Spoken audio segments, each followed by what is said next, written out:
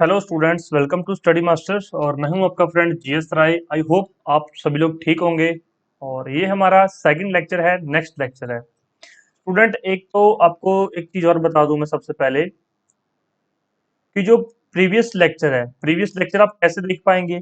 Previous lecture अगर आपने देखना है, मान लो आपके पास सीधा चौथा लेक्चर आ गया आपके पास, तो आपने तीसरा लेक्चर देखना है तो डिस्क्रिप्शन बॉक्स में जो ये लेक्चर होगा, इसके डिस्क्रिप्शन बॉक्स में लिंक होगा। उसमें आपको तीसरा लेक्चर मिल जाएगा जिसमें प्रीवियस लिखा होगा, और नेक्स्ट लेक्चर जिसमें कि 5 लिखा होगा वो नेक्स्ट लेक्चर मिल जाएगा। तो चौथे के बाद अगर आपने पांचवा देखना है तो डिस्क्रिप्शन बॉक्स में जाके पांचवा लेक्चर देख सकते हैं। तीसरा लेक्चर देखना है तो आप तीसरा लेक्चर देख सकते हैं। अगर आप लोग ये जो लेक्चर सीरीज है, ये हमारी जो हमारी एप्लीकेशन है, अगर आप एप्लीकेशन पे देख रहे हैं तो एप्लीकेशन पे फिर आपको सीरियल वाइज 1 2 3 4 करके मिल जाएगा। अदरवाइज आपको जो है यूट्यूब पे देख रहे हैं तो फिर आपको इस तरह से सारे लेक्चर्स मिल जाएंगे। कोई भी डाउट, आपको कहीं भी कोई डाउट हो तो आप लोग जो है कमेंट बॉक्स का यूज करके अपना कमेंट कीजिएगा। आपको जो नेक्स्ट लेक्चर में डाउट क्लियर कर दिया जाएगा। तो मैं आशा करता हूं कि सबने जो है प्रीवियस लेक्चर देख लिया होगा। उसमें जो चीजें बताई थी वो आपने नोट डाउन कर ली होंगी, क्योंकि नोट करते चलो। अगर आप लोग नोट नहीं करेंगे तो फिर चीजें पहले दिन याद रहेंगी, दूसरे दिन याद रहेंगी, तीसरे दिन चीजें धुंधली पड़नी स्टार्ट हो जाएंगी, चौथे दिन थोड़ी और धुंधली, और पांचवें दिन बिल्कुल साफ क्लियर, फिर कुछ नहीं याद रहेगा। तो चीजों को नोट डाउन करना स्टार्ट कर दो साथ साथ में।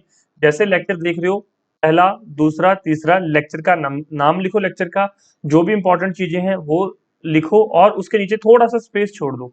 स्पेस क्यों छोड़ना है? कई बार मैं आपको बताऊंगा कि फर्स्ट लेक्चर में ये चीजें ऐड कर लो, या फिर इसके अलावा एक और चीज होती है। मान लो मैं आपको कोई चीज पढ़ा रहा हूँ, यहाँ पे जैसे पढ़ाऊंगा कोई भी है, अपर पैलियोलिथिक के बारे में मैंने पढ़ाया, आपको थोड़ा इसके बारे में आधी चीजें समझ आ गई, आधी चीजें आपको समझ नहीं आई। वैसे तो मैं कोशिश करता हूँ कि आपको 100% चीजें समझ आ जाएं, लेकिन कई बार क्या होता है कि आपके और मेरे सोचने के तरीके में थोड़ा डिफरेंस आ सकता है। तो 1 2% का जो वेरिएशन रहता है वो बहुत बड़ा काम करता है एग्जाम क्लियर होने या ना क्लियर होने में। तो फिर आप क्या कर सकते हो, इस टॉपिक को विकिपीडिया से जाके देख लीजिए, गूगल की हेल्प लीजिए, और इस टॉपिक को वहां से जाके अपनी इजी लैंग्वेज में नोट डाउन कर लेना। तो आई होप आपको चीजें समझ आ गई जो मैं बता रहा हूँ, जो आपको समझ आ गई होंगी। चलिए, आज का जो हमारा लेक्चर है ये स्टोन एज पीरियड से है। कल मैंने थोड़ा सा इसका इंट्रोडक्शन दिया था। आज हम स्टोन एज पीरियड करेंगे, उसके बाद धीरे धीरे एक एक चीज करते चलेंगे।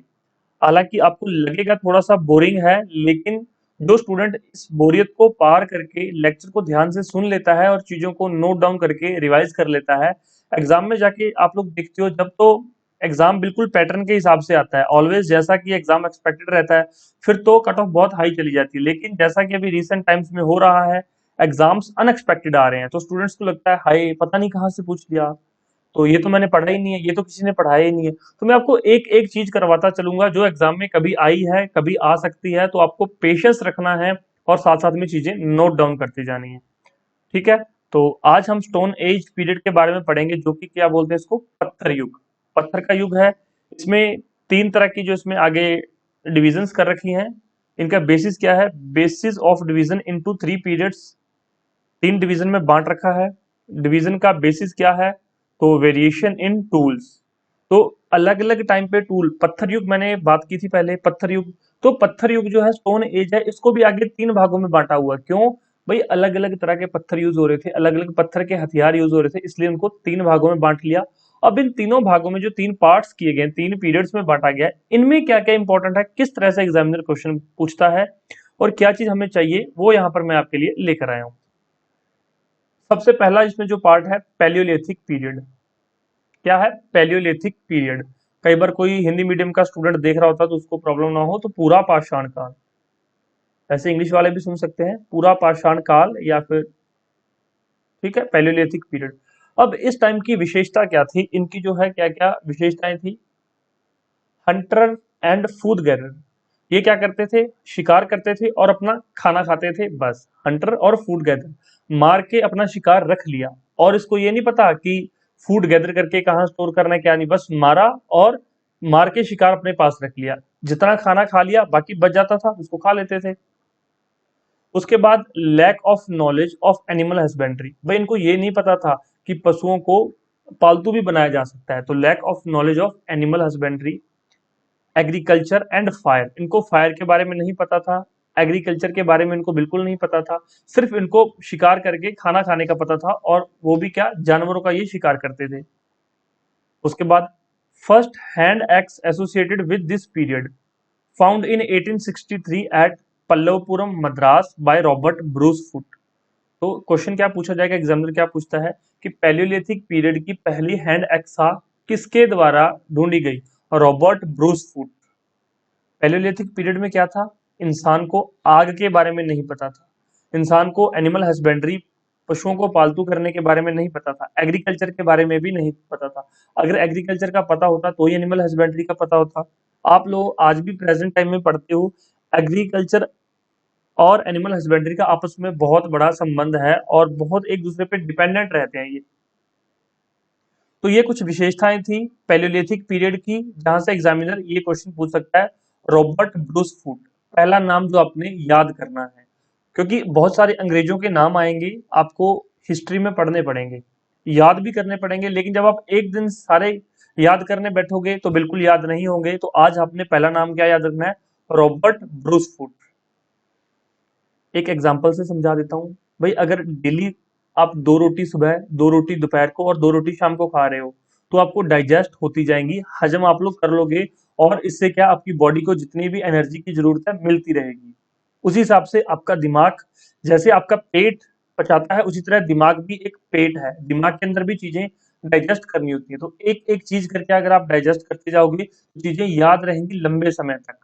और अगर आप सोचो कि एक बार मैं लेक्चर नहीं देखता या बाद में देख लूंगा, एक साथ सारे लेक्चर देख के एक साथ याद कर लूंगा या कर लूंगी, तो भाई वो पॉसिबल नहीं है। फिर पेट खराब हो जाएगा, और दिमाग दूसरा पेट है तो दिमाग भी खराब हो जाएगा। पैलियोलिथिक पीरियड के बारे में ये नोट कर लो। उसके बाद मेसोलिथिक पीरियड, दूसरा पीरियड क्या है, मेसोलिथिक पीरियड। इसको क्या बोलते हैं, इसको बोलते हैं मध्य पाषाण काल। क्या बोलते हैं, मध्य पाषाण काल। हालांकि पैलियोलिथिक की आगे इसको 3 भागों में डिवाइड किया गया है, तो चलो पहले इसको ही कंप्लीट कर लेते हैं। पैलियोलिथिक पीरियड, अब पैलियोलिथिक पीरियड काफी लंबा समय था, तो इसको समझने के लिए इसको भी आगे 3 भागों में जो है डिवाइड कर देते हैं। डिवाइड कौन करते हैं, आर्कियोलॉजिकल सर्वे ऑफ इंडिया वाले। वो इनको क्या, क्यों डिवाइड करते हैं, ताकि हमें याद करने में, हमें समझने में आसानी हो। उनको ये नहीं कि लोग इसको याद करें, उनको क्या पता कि हम इसको कॉम्पिटिटिव एग्जाम के लिए पढ़ रहे हैं। इसको ये है कि आप समझ सको किस तरह से चीजें डेवलप हो रही थी, किस तरह से चीजें डेवलप हुई हैं, वो चीजें समझने के लिए इसको जो है पहले 3 भागों में, स्टोन एज को 3 भागों में, पैलियोलिथिक पीरियड, मेसोलिथिक पीरियड और नियोलिथिक पीरियड। उसके बाद जो पैलियोलिथिक पीरियड था उसको फिर आगे 3 भागों में डिवाइड किया। लोअर पैलियोलिथिक पीरियड, दूसरा मिडिल पैलियोलिथिक पीरियड, और तीसरा अपर पैलियोलिथिक पीरियड। अब लोअर पैलियोलिथिक को क्या बोलोगे, निम्न पुरापाषाण काल। निम्न पुरापाषाण काल, इसमें क्या था, कोर टूल्स से, इसकी जो स्पेशलिटी क्या थी, core tools, hand axe, clever और चॉपर। अगर आपको एग्जाम में ये दिखे क्वेश्चन कि अगर ये 3 टूल्स के नाम दिए हों तो ये किस से संबंधित है, किस पीरियड से संबंधित है, आपको याद आना चाहिए। जिंदगी में कभी भी लाइफ में आपने एक बार चीज पढ़ी है या फिर सुनी हुई है तो बिल्कुल आपको चीजें याद रहेंगी। अगर आपने पढ़ा ना, हैंड एक्सा, क्लेवर, चॉपर, तीनों एक साथ पढ़े हो और एग्जाम में एक साथ ही आपको मिल गए, तो आपका माइंड एकदम से क्लिक करेगा कि लोअर पैलियोलिथिक पीरियड के बारे में ये सर ने बताया था हमें। उसके बाद दूसरा इसका जो है मिडिल पैलियोलिथिक पीरियड, जिसको बोलते हैं मध्य पुरापाषाण काल। मध्य पुरापाषाण काल, उस टाइम पे प्लैंक टूल्स यूज होते थे जो कि क्वार्टजाइट स्टोन के बने होते थे। किसके बने होते थे, क्वार्टजाइट स्टोन के। ये भी क्वेश्चन डायरेक्ट पूछता है एग्जामिनर कि क्वार्टजाइट स्टोन्स का जो है यूज किस काल में हुआ, तो मिडिल पैलियोलिथिक पीरियड में। किस युग में हुआ था, मिडिल पैलियोलिथिक पीरियड के अंदर इसका यूज हुआ था। तीसरा अपर पैलियोलिथिक पीरियड, जिसको क्या बोलते हैं, उच्च पुरापाषाण काल। उच्च पुरापाषाण काल, ब्यूरिन और स्क्रैपर्स इस टाइम पे जो है यूज हो रहे थे। ये भी पत्थर के ही टूल है। और आप लोग जो है साथ साथ अगर इन इसको नोट्स आप लोग जरूर बनाइए अपने, क्योंकि अपने नोट्स बहुत काम आते हैं, नोट्स बना लोगे। और अगर आप साथ में कुछ पढ़ना चाहते हैं तो भी एनसीईआरटी आप लोग पढ़ सकते हैं अगर पढ़ना चाहें तो। जो हमारे स्टूडेंट्स हैं, जो जिनको पता है कि हम लोग नोट्स भी प्रोवाइड करवाते हैं, तो वो फिर नोट्स पे रिलाई कर सकते हैं। लेकिन अभी अगर आपके पास टाइम है तो आप एनसीईआरटी जरूर पढ़िए। अगर टाइम नहीं है तो फिर तो आप नोट्स पढ़िए, क्योंकि नोट्स किस लिए होते हैं? टाइम बचाने के लिए। अगर आपके पास अच्छा टाइम है तो एनसीईआरटी को पढ़ो, जितना नॉलेज आपको एनसीईआरटी से मिलेगा उतना शायद आपको कहीं से नहीं मिलेगा। बस कंडीशन एक है कि जो पढ़ रहे हो उसको समझ लो। लेकिन ऐसा नहीं है कि आप लोग सिर्फ लाइनें कंप्लीट करते जा रहे हो, सिर्फ चैप्टर कंप्लीट करते जा रहे हो, नंबर बढ़ता जा रहा है कि मैंने एक चैप्टर कर लिए, दो चैप्टर कर ली, एक बुक पढ़ ली, दो बुक पढ़ ली, लेकिन याद नहीं रह रहा, पढ़ा क्या है वो समझ में नहीं आ रहा। अब मैं एक एक चीज बता रहा हूँ, आप खुद नोटबुक बंद करके या फिर वीडियो को रोक के याद करने की कोशिश करो कि स्टोन पीरियड 3 भागों में डिवाइड था। आगे फिर पैलियोलिथिक पीरियड को फिर 3 भागों में डिवाइड किया। 3 भागों में क्यों डिवाइड किया? क्योंकि उनके जो है टूल्स थे वो अलग अलग थे, पत्थर के टूल थे वो अलग अलग थे। उनको समझने के लिए हमने उसको 3 भागों में डिवाइड कर लिया, और इसको डिवाइड करने का और कोई कारण नहीं था। समझ आ गया यहाँ तक आपको? मैं ये मान के चल रहा हूँ कि आपको समझ आ गया होगा। अगर कुछ नहीं समझ आया, कुछ कंफ्यूजन है, तो फिर कमेंट बॉक्स आपके लिए ओपन है। दूसरा है मेसोलिथिक पीरियड। अब इसमें क्या था? इसमें हंटर करते थे, शिकार और गैदरर, इसमें भी फूड गैदर करते थे।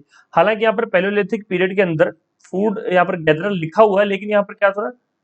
शिकार किया, खा लिया, जो बच गया उसको फेंक दिया। वो या तो दूसरे जो है खा लेते थे, या फिर कोई दूसरा खा लेता था उसको। इसको कभी भी जिसने शिकार किया वो अपने पास नहीं रखता था। लेकिन इसको क्या है, इस पीरियड में वो शिकार करके अपने पास रखने लग गए, गैदर करने लग गए। तो पेलियोलिथिक पीरियड के अंदर फूड गैदरर आप लोग नोट ना कीजिए तो बेहतर है।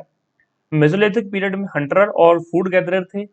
इसके एविडेंसेस, अब क्वेश्चन आता है यहाँ पे, जहाँ पे स्टूडेंट्स को बहुत परेशानी होती है कि अब यहाँ से क्वेश्चन स्टार्ट हो जाते हैं। पहले तो बहुत आसान था, हम लोग बस स्टोरी सुन रहे थे कि ठीक है, पत्थर थे, पत्थर लेके हम लोग जो है इंसान जानवरों के पीछे दौड़ रहे थे, शिकार कर रहे थे, शिकार किया, खा लिया, खाया पिया, सो गया। पहले तो बहुत आसान चल रहा था। अब काम यहाँ पे हो गया स्टार्ट हमारा। क्या काम हो गया? अब आपका काम स्टार्ट हो गया, याद करने वाला। कुछ एविडेंसेस मिले हैं और उनकी रिलेटेड साइट्स। दो तरह के क्वेश्चन बनते हैं, एक तो सीधा एक एविडेंस का नाम देगा और आपको 4 साइट्स देगा। दूसरा, 4 ही नाम देगा एविडेंसेस के और 4 ही रिलेटेड साइट्स देगा, आपको पूछेगा कि इसको मैच द फॉलोइंग में करो। तीसरी तरह का क्वेश्चन कैसे पूछ सकता है? एक साइड साइट्स के नाम, दूसरी साइड जो है उनके स्टेट्स, कि ये किस स्टेट में है, तो मैच द फॉलोइंग में। इस तरह से 3 तरह से क्वेश्चन बनते हैं और बनेंगे। अब इनको याद करते हैं, पहले हम इसको समझते हैं। सबसे पहला एविडेंस एनिमल हस्बेंड्री का। तो भी मेसोलिथिक पीरियड में एनिमल हस्बेंड्री स्टार्ट हो गई थी। लोग क्या हो गए थे, एक जगह पे रहना स्टार्ट हो गए थे। जब एक जगह पे रहोगे तभी तो पशुओं को पालतू बनाओगे, क्योंकि पशुओं के खाने के लिए चारा भी चाहिए होता है। तो एनिमल हस्बेंड्री यहाँ से स्टार्ट हो गई थी। अब एनिमल हस्बेंड्री के पहले साक्ष्य या पहले प्रमाण, एविडेंसेस कहाँ से मिले? आदमगढ़। पहला नाम याद रखना है आदमगढ़, दूसरा बगौर। आदमगढ़ कहाँ पर है? मध्य प्रदेश में। बगौर कहाँ है? राजस्थान में। क्या मिला हमें आदमगढ़ और बगौर से? एनिमल हस्बेंड्री के एविडेंसेस, कि उस समय पशुपालन जो है, पशुओं को पालतू बनाया गया, इसके एविडेंसेस हमें आदमगढ़ से और बगौर से मिले, राजस्थान से। पहला फैक्ट आपको क्लियर हो गया। दूसरा क्या है? Tools made from bones. भाई जानवरों की हड्डियों के यहाँ पर टूल बनने स्टार्ट हो गए। पहले क्या था? पत्थर के टूल्स थे। यहाँ पर क्या हो गया? यहाँ पर टूल्स मेड फ्रॉम बोन्स। अब यहाँ पर हड्डियों से जो है टूल्स बन रहे हैं। इसके साक्ष्य एविडेंसेस कहाँ से मिले? सराय नाहर राय और महदहा। सराय नाहर राय और महदहा कहाँ पर आई है? ये दोनों ही जगह उत्तर प्रदेश में है। और कई बार स्टूडेंट्स क्वेश्चन करते हैं हमें, सर बहुत ज्यादा जो है आईएएस आईपीएस बिहार या उत्तर प्रदेश से ही क्यों बनते हैं? हालांकि बिहार से ज्यादा बनते हैं। स्टूडेंट्स अगर आप इस हिस्ट्री को ध्यान से पढ़ोगे ना, तो इसके बहुत सारे एविडेंसेस बिहार में आज भी हैं। बहुत सारे महावीर बुद्ध से संबंधित,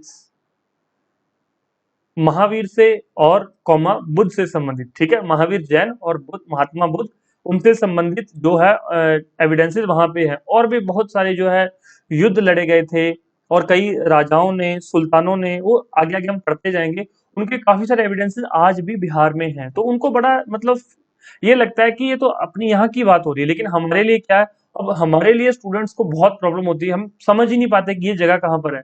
एग्जाम में जाके 2-3 क्वेश्चन तो इस वजह से गलत हो जाते हैं कि स्टूडेंट्स को पता नहीं होता कि ये जगह कहाँ पर है और इसका क्या मतलब, किसकी महानता है, इसलिए ये फेमस है। तो ये बहुत बड़ा कारण रहता है। लेकिन आजकल ऐसा नहीं है, आजकल स्टूडेंट्स को सारी चीजें, सारी फैसिलिटीज मिल रही हैं। तो आपको मैं सारी चीजें उस पॉइंट ऑफ व्यू से पढ़ाऊंगा कि आपको चीजें याद रहे। चलो, हमने पेलोलिथिक पीरियड के बारे में पढ़ लिया, मेसोलिथिक पीरियड के बारे में भी पढ़ लिया। अब हम आगे चलते हैं। तीसरा पीरियड कौन सा है? तीसरा है नियोलिथिक पीरियड। कौन सा पीरियड है? Neolithic period. अब नियोलिथिक पीरियड को हिंदी में क्या कहते हैं? नवपाषाण काल। नवपाषाण काल। First time production of grains, first use of fire and wheel. भाई चक्के की खोज हो चुकी थी, यहाँ पर आग की खोज हो चुकी थी, और first time production of grains. भाई ग्रेन्स की जो है यहाँ पर पहली बार ग्रेन्स की प्रोडक्शन कहाँ पर? नियोलिथिक नवपाषाण काल के अंदर। इसके हमें बहुत सारे एविडेंसेस मिले। अब आपको एक चीज नोट करनी है यहाँ पर, मेसोलिथिक पीरियड से सिर्फ 4 ही साइट्स हैं जो आपको याद रखनी है। सिर्फ 4 साइट्स हैं। आदमगढ़ एमपी मध्य प्रदेश, बागौर राजस्थान, सराय नहर राय उत्तर प्रदेश और महादहा उत्तर प्रदेश। ये 4 एविडेंसेस हैं मेसोलिथिक पीरियड से। अब उसके बाद नियोलिथिक पीरियड, इसके काफी सारे साइट्स हैं और यहाँ पर काफी जो है एविडेंसेस मिले। जैसे जैसे आगे बढ़ते जाएंगे थोड़ी सी चीजें आपको एक्स्ट्रा याद करनी पड़ेंगी। सबसे पहली साइट का नाम देखो, लाहौर देवा। लाहौर देवा उत्तर प्रदेश में आई। क्या मिला? Oldest evidence of rice. Direct question पूछेगा कि ओल्डेस्ट एविडेंस ऑफ राइस हमें कहां से मिले हैं? 4 ऑप्शन हो गए वहां पर, बागौर, मेहरगढ़, गुफा कराल और लाहौर देवा। तो आपको पता होना चाहिए ओल्डेस्ट एविडेंस ऑफ राइस, ये राइस है बच्चों। यहाँ पर आगे वीट भी आएगा, wheat and barley. Oldest evidence of wheat and barley Mehrgarh. Mehrgarh कहाँ है? पाकिस्तान में है। नेक्स्ट है गुफा कराल। गुफा कराल कहां पर है? इंडिया में ही है। एग्रीकल्चर एंड एनिमल हस्बेंड्री के साक्ष्य मिले हैं। स्टूडेंट्स एक और चीज है कि काफी क्वेश्चंस ऐसे होते हैं, काफी तो नहीं होते, एग्जाम में 1 या 2 क्वेश्चन ऐसे रहते हैं जिसमें 1 से 2 आंसर बन सकते हैं। तो ये एक्सेप्शन हर केस में रहता है, तो आप इस चीज से ज्यादा खुद को कंफ्यूज मत कीजिए कि हाँ इस चीज का आंसर ये कैसे हुआ, इसका ये कैसे हुआ। 1 से 2 क्वेश्चन ऐसे होते हैं, वो जो सर्विस कमीशन होते हैं जब एग्जाम कंडक्ट करवाते हैं तो वो ऐसी गलती उनसे हो जाती है कि 1-2 सेम सेम ऑप्शंस आ जाते हैं। कई बार ऑप्शंस दिखने में उनका मतलब सेम निकल रहा होता है, तो वो एक अलग चीज है। लेकिन आपको जो याद रखना है कि oldest evidence of rice Lahuradewa, oldest evidence of wheat barley Mehrgarh Pakistan, Gufkral India में, यहां से क्या प्राप्त हुआ? एग्रीकल्चर और एनिमल हस्बेंड्री के एविडेंसेस दोनों साथ साथ में प्राप्त हुए हैं, दोनों साथ साथ में मिले हैं। आगे चलते हैं। नेक्स्ट है साइट ब्रज होम। क्या नाम है? ब्रज होम। इसमें क्या मिला है? Human skeleton and dog skeleton, pit dwelling के साक्ष्य मिले हैं। अब है क्या चीज, अब थोड़ा सा ध्यान से सुनते हैं। पहले तो ब्रज होम है कहां पर? तो ये कश्मीर के अंदर है। ये साइट कहां पर है? कश्मीर के अंदर है। ह्यूमन इंसान के जो है वहां पर स्केलेटन मिले हैं और डॉग के स्केलेटन मिले हैं। यहाँ पर पिट डिवेलिंग मतलब कुछ प्रमाण मिले हैं कि लोग गड्ढा खोदकर रहते थे, गड्ढों में रहते थे वहां पर। एक तो ये प्रमाण मिले हैं। दूसरा वहां पर ह्यूमन स्केलेटन और डॉग के स्केलेटन मिले हैं, और डॉग के साथ भी कई जगह पे कुत्ते को दफनाया गया है। इसके अलावा जंगली भेड़िया और जंगली बकरा, इन दोनों को भी जो ह्यूमंस के साथ दफनाने के कई एविडेंस मिले हैं। कहां से? हमें ब्रुज होम कश्मीर से। तो ये नाम याद रखना आप। ब्रुज होम और गुफा कराल भी कई बार ये आ जाता है ऑप्शन में। ब्रुज होम और गुफा कराल दोनों सेम है, दोनों कश्मीर के अंदर है। तो ये एविडेंसेस सेम सेम दोनों जगह मिले हैं। संगाना कल्लू, पिकली हाल और उतनूर, यहां से क्या प्राप्त हुआ है? ऐश माउंट्स। ये 3 नाम याद रख लेना। संगाना कल्लू, पिकली हाल, उतनूर, ऐश माउंट्स प्राप्त हुए हैं। अब स्टूडेंट्स देखो, ये ऊपर वाले नाम मेहरगढ़, गुफा कराल, ब्रज होम, लाहौर देवा आसान थे पढ़ने में। हमें लग रहा था कि ठीक है ये नाम हम पढ़ सकते हैं, हमें भी याद भी रह जाएंगे। कोई भी नाम टफ नहीं होता, 3-4 बार पढ़ो आसानी से याद रह जाएगा। कोई भी चीज टफ नहीं होती, जब तक आप उसको करने की कोशिश करोगे तो वो हो जाएगी। अगर आप कोशिश नहीं करोगे फिर तो हर एक चीज ही टफ है। अब देखो इसका संगाना कल्लू, पिकली हाल और उतनूर थोड़े से अलग नाम है इन चारों से। ये जो पहले 4 पढ़ाए हैं उनसे ही थोड़े अलग हैं। अगर आप इनको छोड़ के जाओगे और एग्जाम किसी बार कुछ थोड़ा सा टफ बनाने की कोशिश करे एग्जामिनर, तो ये नाम दे देगा। फिर स्टूडेंट्स क्या सोचेंगे? पता नहीं पेपर कहाँ से आ गया, हम लोगों ने तो ये पढ़ा ही नहीं है, हमारे तो ये याद ही नहीं है। क्योंकि ये चीज आप खुद इसको छोड़ के गए थे ना, आपने खुद, थोड़ा सा टफ था, आपने खुद छोड़ दिया कि ये तो याद नहीं करना है, ये तो याद रहेगा ही नहीं, आपके माइंड ने पहले ही सोच लिया। तो इस वजह से जो मैं पढ़ा रहा हूँ सारा इंपॉर्टेंट है, सारा नोट करना है, सारा याद करना है। ये कुछ जो है स्टोन एज के बारे में हम लोगों ने कुछ देख लिया है। अब कुछ और फैक्ट देखते हैं, सम इंपॉर्टेंट फैक्ट्स जो कि एग्जाम पॉइंट ऑफ व्यू से इंपॉर्टेंट है। तो यहाँ पे कुछ साइट्स दे रखी हैं और कुछ उनसे रिलेटेड एविडेंसेस भी दिए हुए हैं। तो दमदमा कहाँ पर है? ये भी उत्तर प्रदेश में है।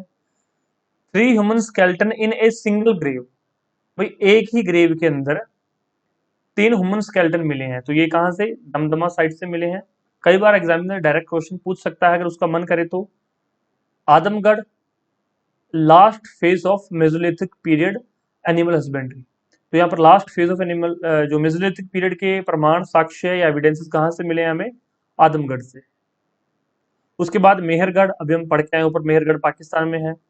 Oldest evidence of settled life, settled life का कि इंसानों ने रहना स्टार्ट कर दिया एक जगह पे सेटल होके।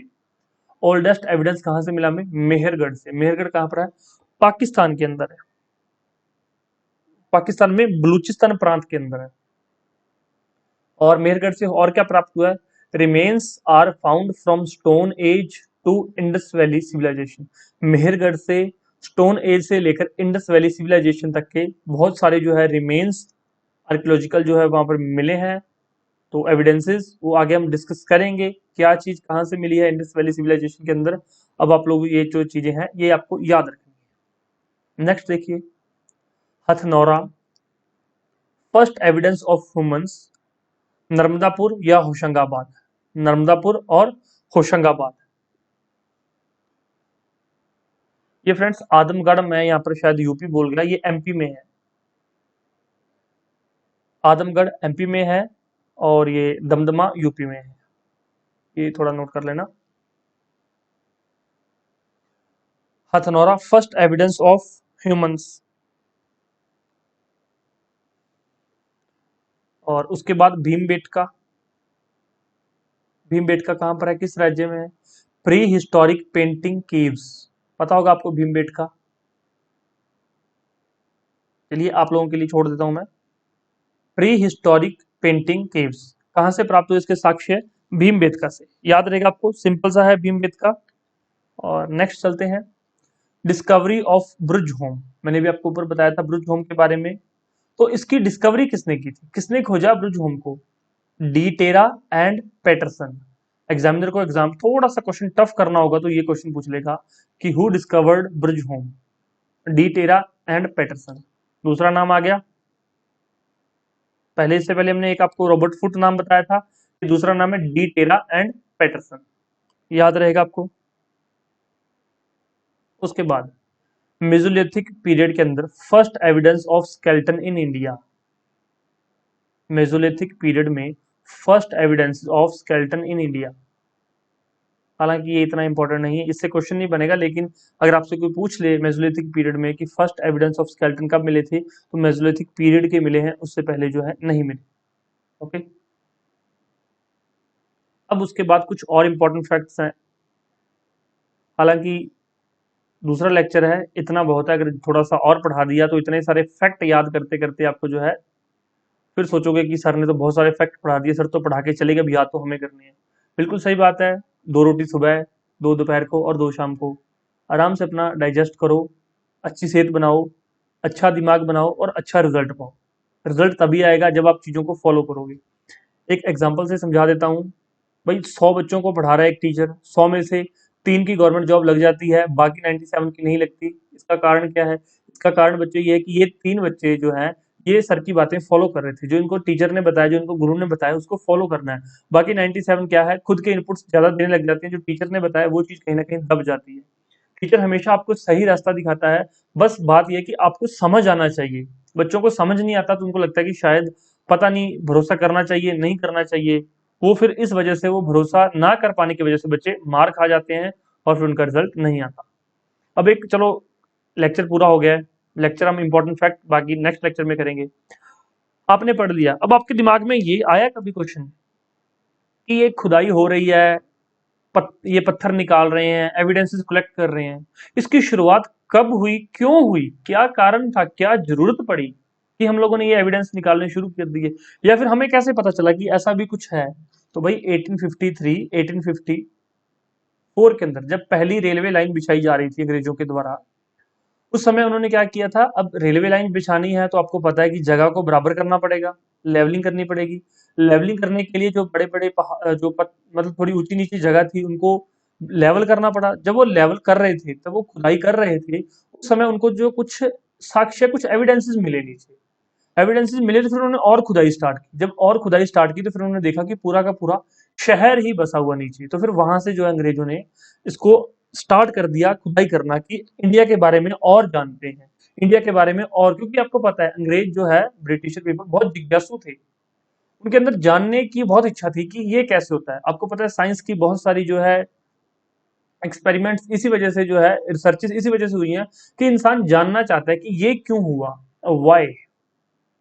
तो जब ये चीज उनके दिमाग में आ गई तो फिर अंग्रेजों ने इसके बारे में काम रिसर्च करना स्टार्ट कर दिया, खुदाई करनी स्टार्ट कर दी। तो फिर ये एविडेंसेस निकलते चले गए और इतने सारे एविडेंस वो निकाल के हमारे लिए छोड़ के चले गए कि हमारा जो यूपीएससी का, एचसीएस का, या स्टेट पीसीएस का, बिहार पीसीएस का, या जो भी स्टेट पीसीएस है, उत्तर प्रदेश पीसीएस है, राजस्थान पीसीएस है, उनका सिलेबस ही लंबा होता चला गया। अब एग्जामिनर क्या करता है, लिख देता है हिस्ट्री, बस हिस्ट्री लिख दिया, या इवेंट्स रिलेटेड टू हिस्ट्री। अब एग्जामिनर ने तो इतना लिखना बस कि ये आपका सिलेबस है। अब हिस्ट्री में क्या क्या पढ़ना पड़ रहा है वो तो स्टूडेंट को पता है, जो टीचर पढ़ा रहा है उसको ही पता है।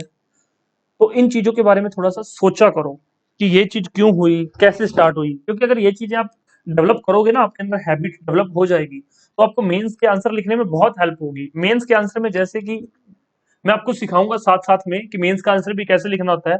एक बार तो आपको बिल्कुल स्टार्टिंग फेज है तो अभी तो मैं क्या ही आपको मेंस का आंसर सिखा दूं, लेकिन जैसे आप थोड़ा सा आगे जाओगे तो मैं आपको समझाना साथ साथ में वीक में एक क्वेश्चन दे दिया करूंगा, या दो क्वेश्चन आपको मेंस के दे दिया करूंगा जिसके आपको आंसर खुद लिखने होते हैं। मेंस में होता क्या है, अब देखो आप फैक्ट याद करते हो, पहले एक फैक्ट पढ़ा, फिर एक और फैक्ट पढ़ा, फिर एक और फैक्ट पढ़ा। तो जब आप फैक्ट को जोड़ते चले जाते हो, एक फैक्ट को एक कड़ी के रूप में, एक सीरीज के रूप में जोड़ते हो, तो वो क्या बन जाता है, कॉन्सेप्ट बन जाता है। कॉन्सेप्ट से क्या बनता है, एक स्टोरी बनती है। जब आप एक स्टोरी को याद कर लेते हो तो अपने स्टोरी याद कर ली, स्टोरी के पीछे का कारण पता चल गया। पहले क्या पढ़ा, फैक्ट, 3 4 10 फैक्ट इकट्ठे करके आपने क्या बनाया, एक कॉन्सेप्ट बना। कॉन्सेप्ट, 2 3 कॉन्सेप्ट जोड़ के क्या बन गई, एक स्टोरी बन गई। अब आपने उस स्टोरी को समझना है, समझने के बाद उस स्टोरी को अपनी लैंग्वेज में एग्जामिनर को समझाना है थोड़े टाइम में, कि आपको भाई इससे, स्टोरी से संबंधित जो मेन मेन आपको फैक्ट है वो भी पता है, मेन स्टोरी का जिस्ट क्या था आपको वो भी पता है, और ये कैसे एप्लीकेबल है क्वेश्चन में एग्जामिनर ने क्या पूछा, ये कैसे एप्लीकेबल है, वो फिर आप मेंस में आंसर लिखोगे। तो ये सारी चीजें मेंस के आंसर में आपको दूसरों से अलग दिखाती हैं। कई बच्चे क्या करते हैं, मेंस की तैयारी 1 महीना 2 महीने में करते हैं मेंस की तैयारी, फिर कहते हैं सर हमारे अच्छे नंबर नहीं आए, मैंने मेंस की तैयारी तो बहुत अच्छी की थी। पर जिस समय तूने तैयारी शुरू की थी उस समय बहुत सारे बच्चे अपने जो है बिल्कुल टॉप लेवल पे पहुंच चुके थे। क्यों? क्योंकि उन्होंने स्टार्टिंग फेज में तैयारी शुरू कर दी थी। तो चीजें समझ आ रही है ना? अगर आपको चीजें समझ आ रही हैं तो भाई टू वे कम्युनिकेशन होना चाहिए, टू वे प्रोसेस होना चाहिए। कमेंट बॉक्स आपके लिए ओपन है। कमेंट बॉक्स में जो भी डाउट हो, जो भी क्वेरी हो, जो भी क्वेश्चन हो, कमेंट बॉक्स में छोड़ दिया करो। उसके बाद नेक्स्ट लेक्चर में उसका रिप्लाई आपको मिल जाया करेगा। फिर भी कोई डाउट हो तो आप लोग हमें पूछ सकते हैं। ठीक है, तो वीडियो को लाइक कर देना, शेयर कर देना, और भाई अगर यूट्यूब पे देख रहे हो तो चैनल को सब्सक्राइब करके बेल आइकन दबा लेना, तभी नोटिफिकेशन मिलेगा नेक्स्ट वीडियो का, अदरवाइज फिर नेक्स्ट वीडियो का नोटिफिकेशन नहीं मिलेगा। और अगर एप्लीकेशन पे देख रहे हो फिर तो आपको पता ही है, सारे लेक्चर्स आपको एक साथ मिल जाएंगे। ओके, ठीक है फ्रेंड्स, मिलते हैं नेक्स्ट लेक्चर में। तब तक के लिए जो पढ़ाया है उसको पढ़ के याद कर लेना, और जब लेक्चर देखो, लेक्चर देखने से पहले एक बार अपने नोट्स को जरूर रिवाइज कर लेना, पीछे वाले नोट्स। ठीक है, ये बहुत बड़ा एक गुरु मंत्र है, मैं आपको बता देता हूँ, थोड़ा सा 1 2 मिनट और ले लेता हूँ। मान लो अभी आपका जो है थर्ड लेक्चर है, नेक्स्ट आपका थर्ड लेक्चर है।